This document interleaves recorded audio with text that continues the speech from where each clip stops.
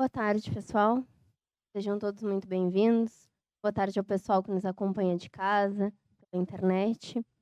Então, na tarde de hoje, vai ser exposto o capítulo 12, Amai os vossos inimigos, do Evangelho segundo o Espiritismo. Vai ser exposto por José.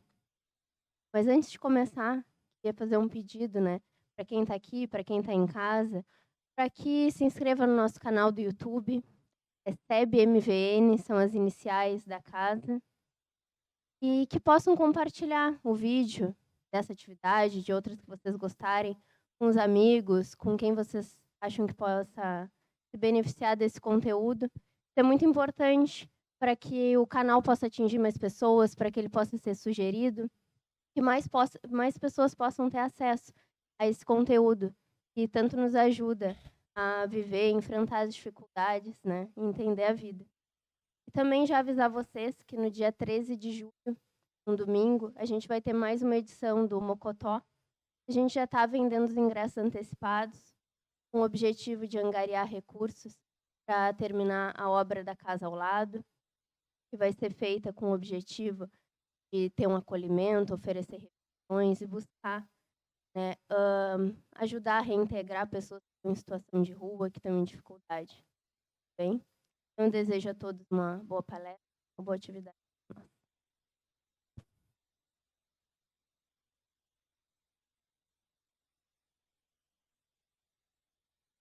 Boa tarde a todos vocês, tá, que se encontram aqui. Boa tarde a quem nos acompanha regularmente em casa. Tá. E o capítulo de hoje é um capítulo particularmente diz respeito às épocas que nós estamos vivendo. Tá. Na semana passada foi falado da relação da condição de equivalência, de equilíbrio, tanto no sentido externo para com demais seres, que reflete o equilíbrio interno. Tá. O título da semana passada é Amai ao próximo como a si mesmo. Então a gente tira duas vertentes desse texto que fala em relação à nossa estrutura de vida comunitária, mas também fala da nossa relação para conosco mesmo. Quando a gente não está bem, as expressões externas refletem esses conflitos. Eu tenho falado regularmente aqui por um processo de observação e normalmente os nossos pensamentos, os nossos envenenamentos, as nossas distorções, as nossas visões, os nossos estados de ânimos, eles são decorrentes do nosso universo interior. Tá? Jesus falava que o reino de Deus está dentro de vós. A gente, dentro dos trabalhos regulares, dentro da casa espírita aqui, de ensino, tanto para encarnados quanto para desencarnados, nas relações mediúnicas, tem sofrido um direcionamento, uma influenciação, está lá na última parte do Livro dos Espíritos, falando a respeito desse nosso grande universo interior, que é o que determina todos os estados que nos caracterizam e no qual nos envolvemos e construímos. A gente sabe, inicialmente através da literatura, mas depois através da prática regular do fenômeno mediúnico, que o pensamento, que é uma expressão do espírito, tá? Que é aquilo que o espírito, que não é material, estabelece como meio de relação para com o que é material, dando forma, dando estrutura, dando conotação, na realidade se transforma numa coisa sempre palpável, real. Nas condições físicas como nós estamos encarnados, é o pensamento que orienta os braços para a execução das coisas, que planeja, que determina, enfim, que estrutura tudo aquilo que nós construímos, tanto a nível material, físico como emocional. A nível desencarnado não é diferente. O pensamento do desencarnado trabalha sobre a matéria quintessenciada, que é mais elástica, é é mais plástica. E hoje a gente já sabe disso através do desenvolvimento da ciência no estudo das subpartículas, pelos seus comportamentos, que ela é extremamente elástica, não obedecendo às mesmas leis da matéria regular, essa que a gente conhece, que é essa que tem massa.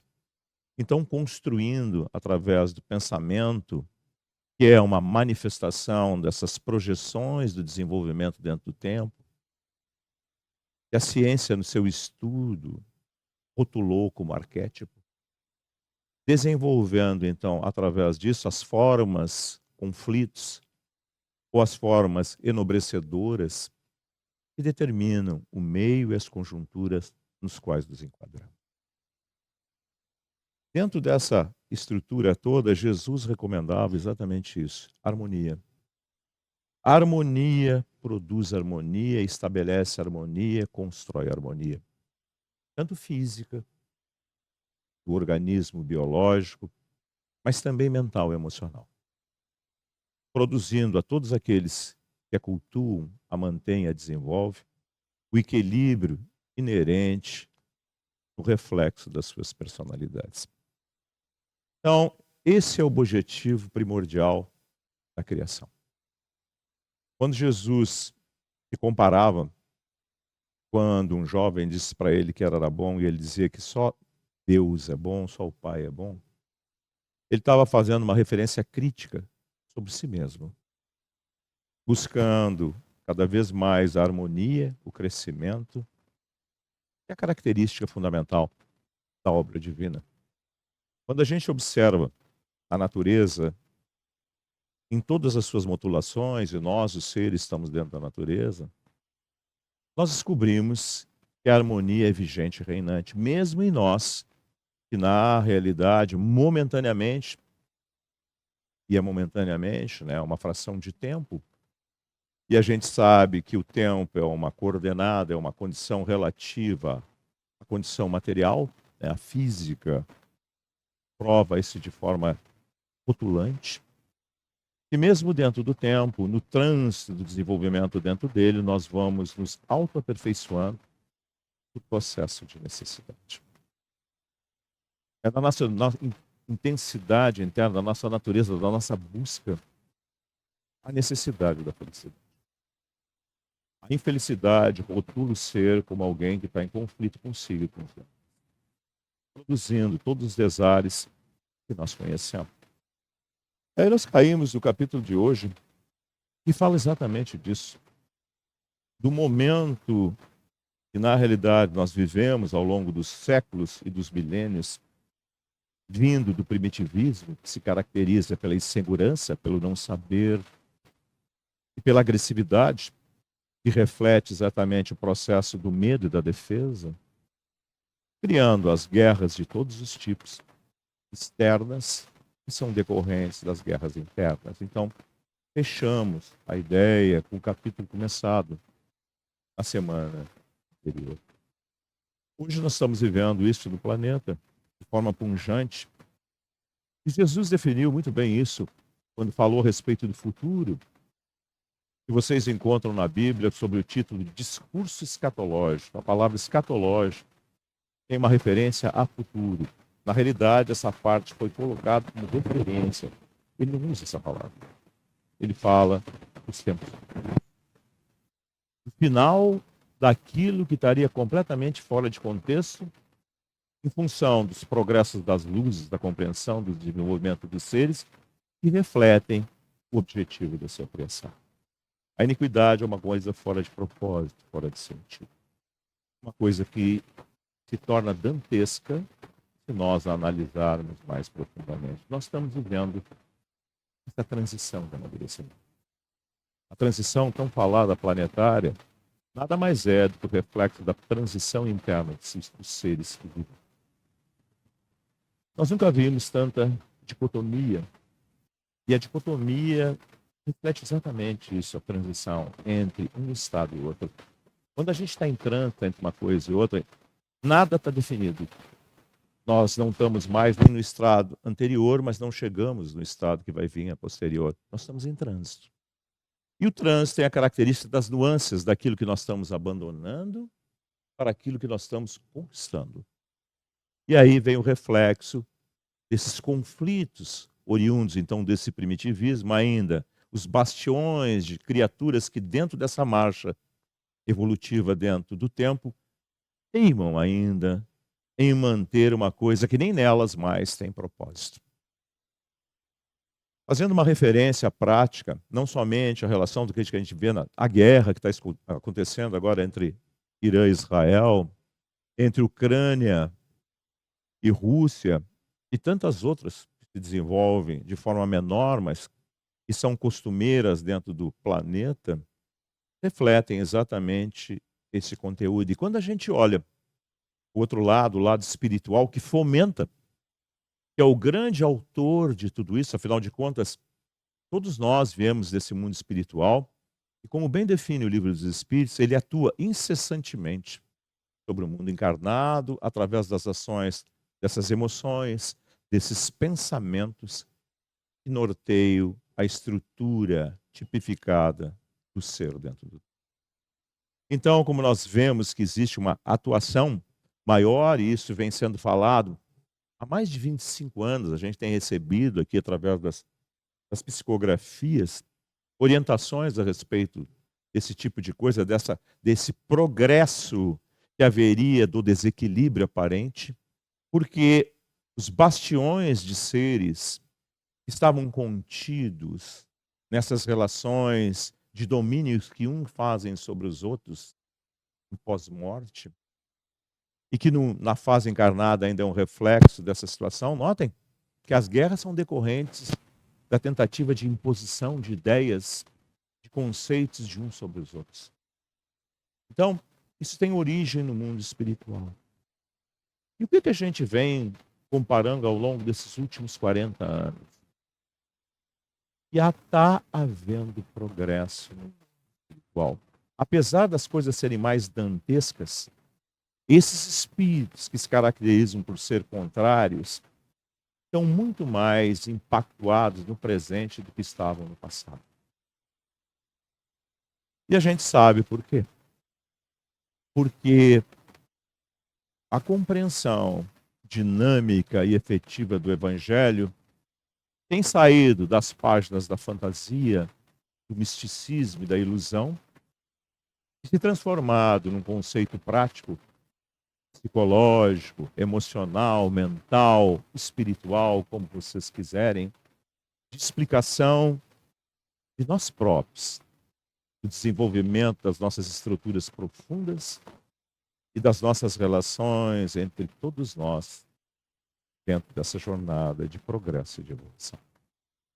Então, aqueles conceitos criados de forma distorcida, oriundos lá do politeísmo, que refletia as fantasias da ignorância, que rotulava o mundo espiritual por equivalência do que enxergava no mundo físico, criando as distorções, criando as figuras dos demônios e tantas outras coisas que a gente estuda dentro da literatura espírita, nos provando de forma inequívoca que isso não teria sentido, que seria uma aberração dentro da natureza da criação que é harmônica, mas que na realidade reflete os conflitos dos seres ainda imaturos dentro,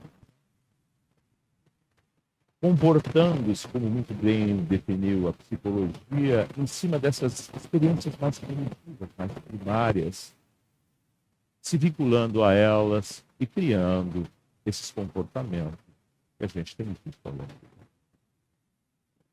Então, isso amadurece de forma natural, lenta e gradualmente, pelas experiências que nós vamos vivendo e pelas luzes que vão sendo trazidas pelos seres nobres que Deus tem incumbido de orientar, de ditar e de exemplificar, não sobre palavras, mas sobre características, as validades de todos esses conceitos. Então, no trato da atividade mediúnica, nunca foi como é exatamente um reflexo de toda essa transição. Se de um lado ainda a gente vê a manutenção de ainda determinados conceitos de poder, de controle, de manipulação através do medo, da fantasia. Por outro lado, nós vemos também o conflito enorme interno que está chegando a um determinado limite não mais suportável na fuga desses seres.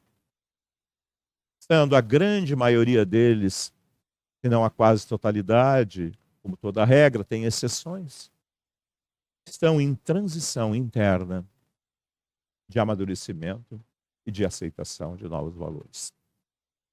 Essa sociedade nova, desses seres desencarnados que vão mudando, que era uma maioria anterior dentro do primitivismo que caracterizava o planeta, sendo definido dentro da doutrina espírita como expiação e prova, que é a figura do domínio da imperfeição, da figura do mal, para um processo de regeneração. E a gente só regenera aquilo que está doente, que está com problema, num processo de recuperação. Então, os seres estão se regenerando internamente, decorrente exatamente dessa necessidade de ver no exemplo a grandeza e a vitória das suas necessidades.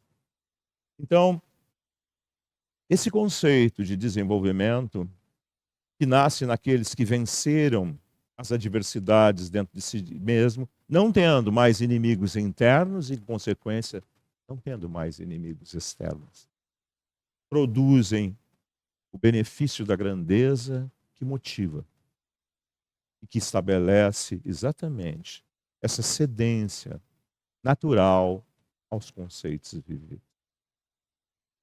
A doutrina espírita sempre foi um chamamento racional para o desenvolvimento.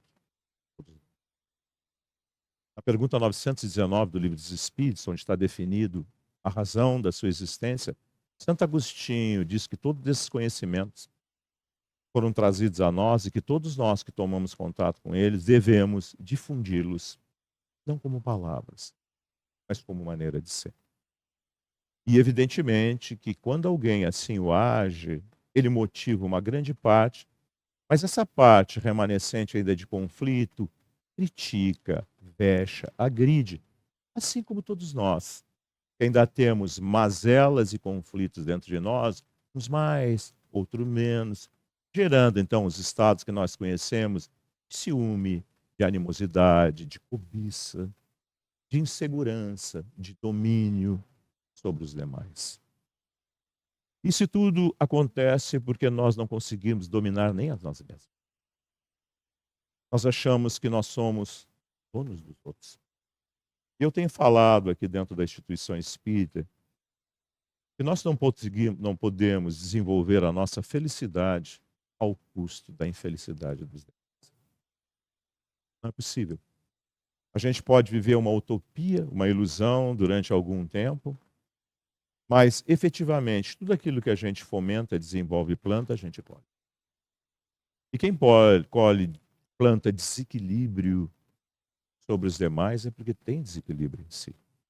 E esse desequilíbrio acaba aflorando, vencendo as fugas das ilusões. Então tudo no fundo é uma questão de tempo. Para nós que estamos ainda dentro do tempo, rumando na direção do infinito, que é a nossa essência. Nós somos seres imortais. Fomos criados num determinado tempo, mas não teremos. E a nossa destinação e a nossa necessidade é a plenitude. Então, essa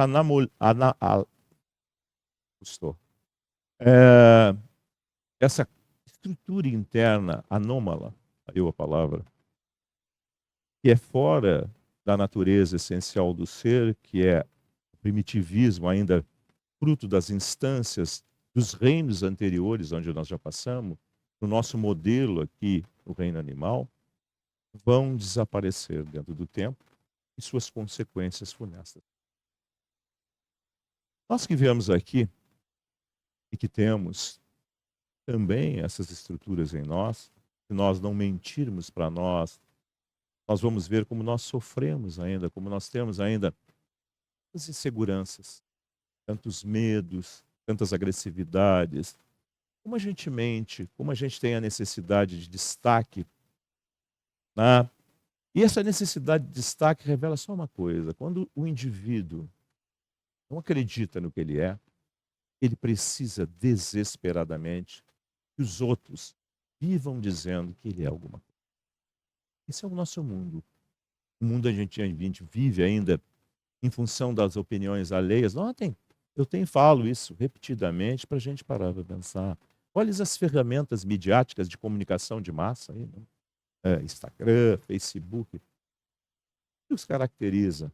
Olhem bem, a tentativa da gente levar ideias para os demais, mas impor sobre os demais. O destaque. Muitas vezes, na maioria das vezes, a mentira. Você tem falado tanto em fake news, né? Então, é uma notícia falsa. Quantas fake news que não são de ordem política, mas são de ordem interna, pessoal, a gente produz? Por quê? Por que a gente tem essa necessidade de grandeza, de pujança na visão dos outros? Intensamente. É porque a gente não consegue fazer isso de nós para conosco. Quem consegue estabelecer isso tem a paz definida por isso e não precisa da aprovação alheia. O exemplo notório é Jesus. Jesus é uma criatura que veio aqui para exemplificar uma série de coisas. E o que as pessoas queriam dele, como até hoje querem? Que ele magicamente, através das suas leis, através das ações dentro da vida, resolva os problemas que nós criamos e que nós vamos ter. Ainda hoje é assim. Na época era assim, né? As multidões andavam atrás dele para resolver todos os tipos de querela, de doenças, de conflitos, até de divisão de bens. A gente vê nos relatos bíblicos essas situações todas. E essa mesma multidão que o apedreja, literalmente, né? Não com pedras, mas com escolhas, com comportamentos, relegando ao martírio da cruz, na injustiça que se caracterizou, porque ele não era nem um revolucionário, nem uma criatura que nenhuma mais. Esse conceito dentro do tempo chega até hoje, até nós. Nós fizemos as mesmas coisas pelos conflitos que nós temos dentro de nós. Então a gente muitas vezes vem numa casa espírita buscar soluções para os nossos problemas, mas a gente quer que essas soluções passem pelas nossas famílias. E Jesus dizia, de forma clara, usando figuras, como ele sempre fez, que a gente não consegue servir ou se vincular a dois conceitos distintos. Ele dizia, olha, não se pode servir a dois senhores. Ou se agrada um e desagrada o outro, porque eles não são compatíveis. Mas nós queremos exatamente isso. Uma figura que é colocada dentro do livro dos Espíritos, da figura da ansiedade, nós gostaríamos de comer muito, comer tudo, e não sentir nada. E a construção biológica, ela foi feita dentro de determinados limites. Os órgãos, eles funcionam dentro de determinados limites. Mas isso tem um fundamento moral. Como tudo tem um fundamento. Nos mostrando, e na maioria das vezes quando nós fizemos tudo isso, é derivado de ansiedade, de busca de satisfação numa ação de uma saciedade física, porque nós temos uma enorme insaciedade emocional.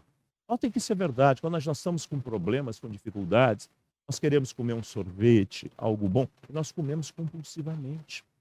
Como se aquilo que está entrando, aquela satisfação que está entrando naquele momento, pudesse compensar todos os conflitos e coisas que nós não resolvemos. Olhem que vocês vão ver como isso é verdade, como isso é uma coisa real. Então, existe uma lei aí que rege todas as estruturas materiais, que bota um limite. E senão nós comeríamos sem parar e fugiríamos. E se fugíssemos sem parar, nunca resolveríamos o que isso expressa, o problema que isso revela. E seríamos seres continuamente felizes.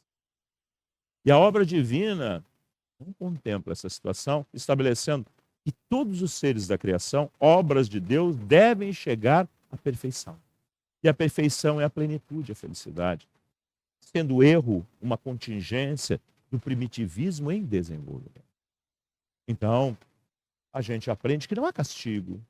Como Jesus já dizia, já basta a carga do dia. Já basta aquilo que a natureza e a vida nos traz como lição clara e morredora. O que aquilo revela? Então, quando a gente chega numa instituição espírita, como eu cheguei, a gente tem uma série de fantasias e ilusões. A gente acredita no mal, no bem, nessas coisas todas, e demônios. Isso é fomentado aí fora. E quando a gente começa a desenvolver a compreensão doutrinária, não é por estar dentro do centro espírita, é por compreender aquilo que está dentro do livro dos Espíritos, que é uma explicação profunda a respeito da vida. A gente começa a ter uma visão, um estado de valores e, em consequência, um estado mental e emocional de maior equilíbrio. E aí, referência ao que eu estava falando sobre Jesus, o que acontece? O que aconteceu comigo? Por quê? Porque ele pregou amar os inimigos. E uma série de coisas que no conceito hebraico e nos nossos conceitos atuais não tem sentido.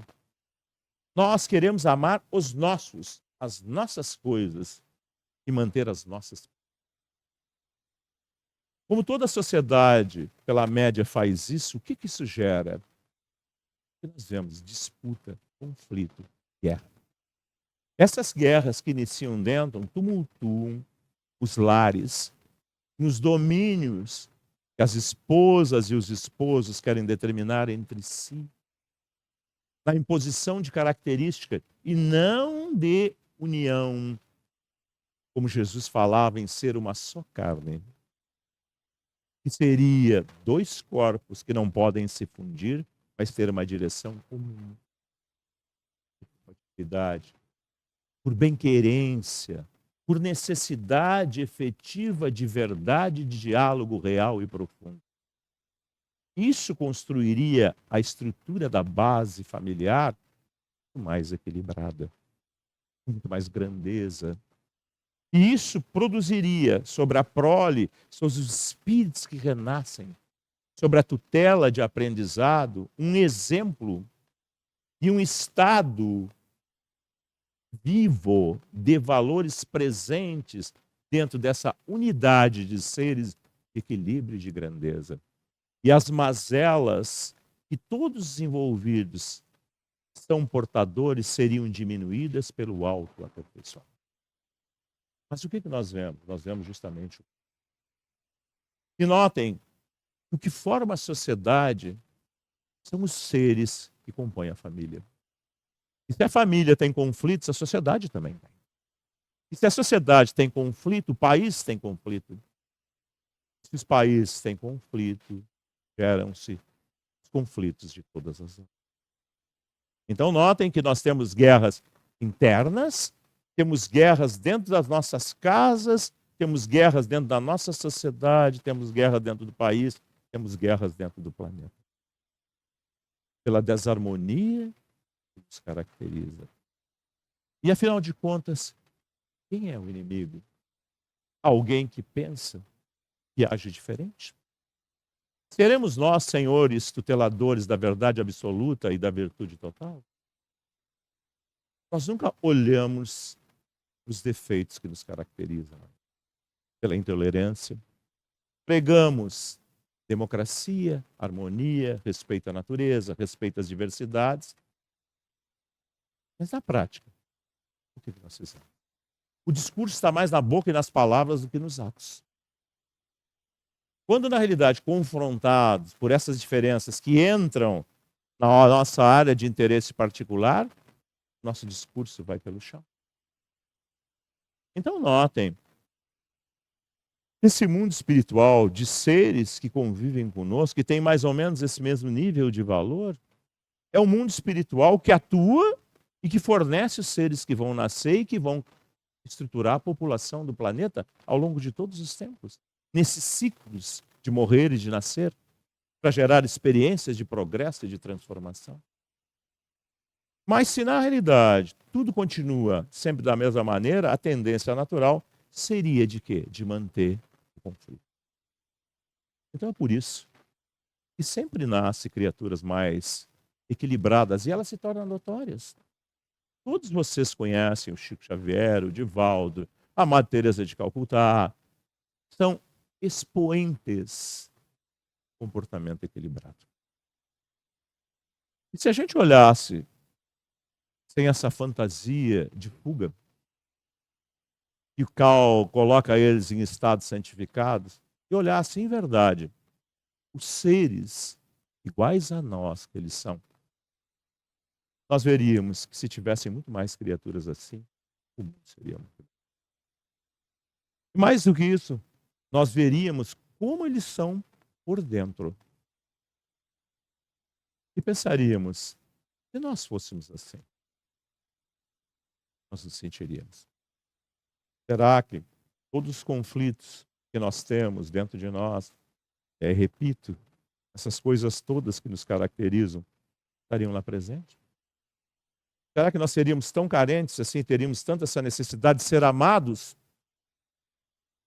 pela ausência de complementação interna? Quem necessita de ser amado é porque tem déficit emocional dentro. Porque quem não tem, ama. Tem para dar. Como dizia Jesus, dá da abundância de seu coração. Então ele não é infeliz, ele não é inseguro, ele não é agressivo. É simplesmente porque ele conquistou, por seu esforço, por seu trabalho, por seu desenvolvimento, dentro do tempo, essas condições. E eles são ícones, como diz no livro dos Espíritos, usando Jesus como figura, de modelo e guia. Modelo, algo a ser copiado. Guia, algo a ser seguido. Modelo inerente à condição da criatura humana. Olhem que ele tratou sempre todos iguais. Aqueles que a sociedade hebraica marginalizava, porque eram corruptos, cobradores de impostos, as prostitutas. Ele não segregava, nunca segregou ninguém.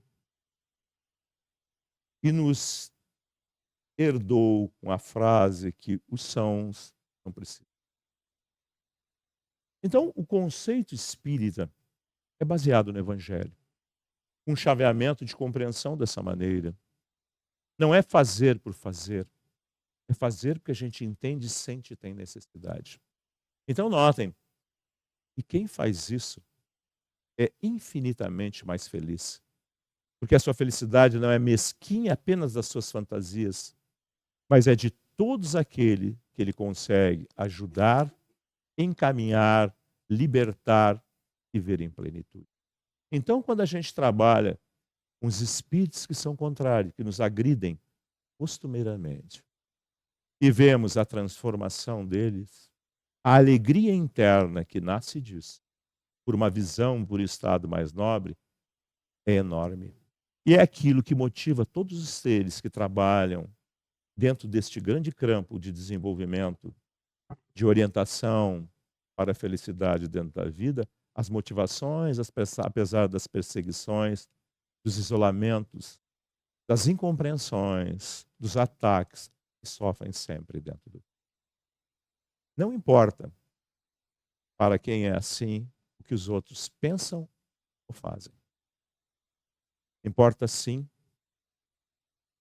a felicidade que se vive em função de assim ser.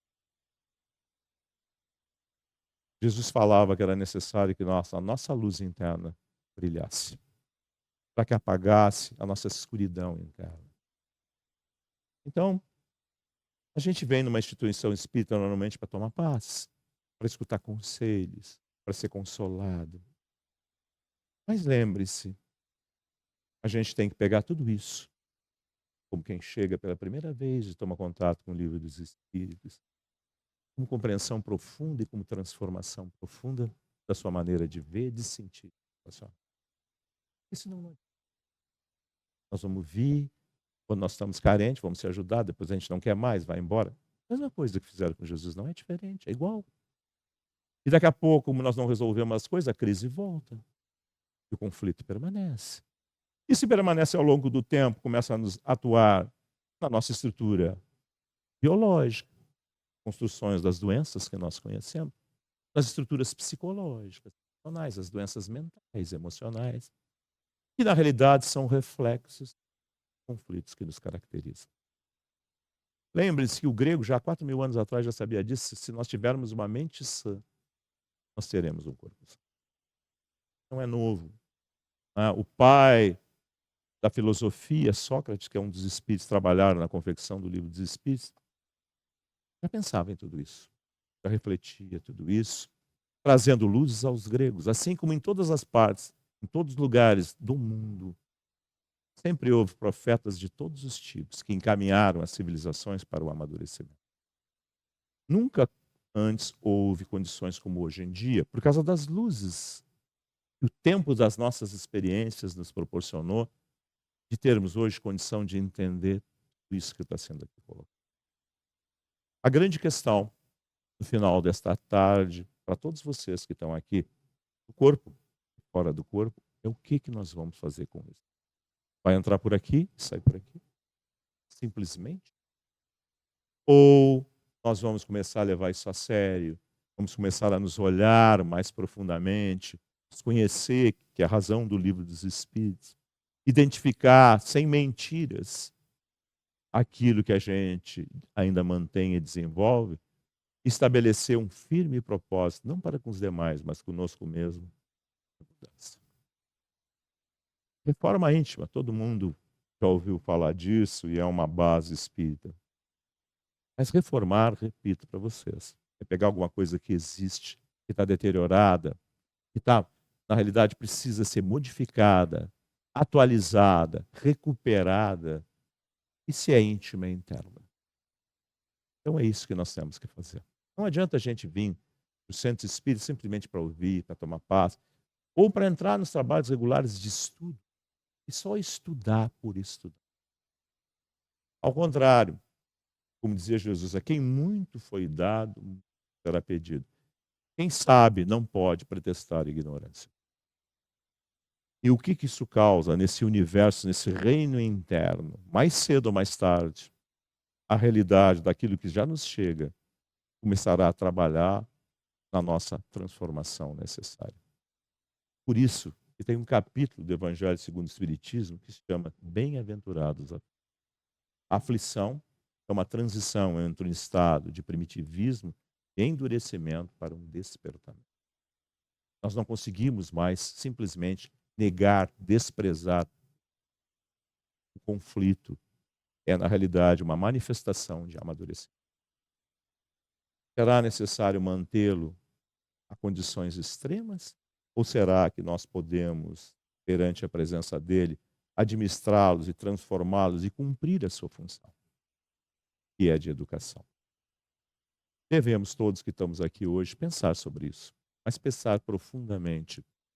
Tá?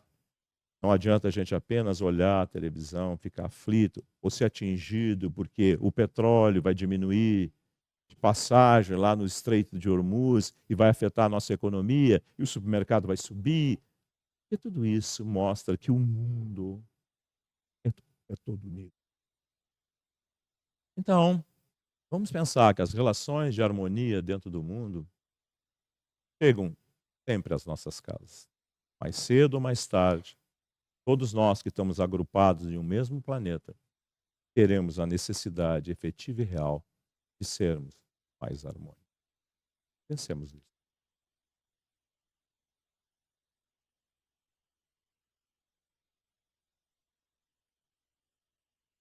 Então, pessoal de casa, a gente se despede, desejando uma ótima semana. E compartilhem o vídeo com os amigos, nos ajudem a divulgar o conteúdo da doutrina espírita. Até a próxima atividade.